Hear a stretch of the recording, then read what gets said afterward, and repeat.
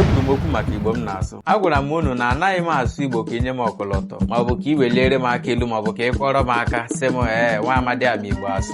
Mba, dịka m gwara unu na ana m asụ Igbo n'ihi na ọ bụ ihe dịịrị m otu a nke ọ dịkwara gị nwa na-elekwa ihe onyonyo a. Dịka m mere ya ka o doo anya na mbụ, akọwara m ya ọfụma sị gị na ọ bụrụ na Igbo a m na-asụ adịghị gị obi mma, sị gị latụrụ m azụ. Ahụ m gị bido ịsụ Igbo, ndị ghọtara Igbo ga-aghọta Igbo, ndị chọrọ Igbo ga-achọ Igbo, ndị hụrụ Igbo n'anya ga-anọkwa n'ihi maka ịhụnanya ha nwere n'ebe asụsụ Igbo nọ. Otu a m gwara gị ya ka ọ dị. Ọ bụrụ na ị ghọtaghị ihe onyonyo a, chọọ onye ga-atapịara gị n'asụsụ ị ga-aghọta maọbụ n'asụsụ na-amasị gị. Ịnụ pụtawa m n'ezi n'ụmụ amadi n'uju. Ụda nsọ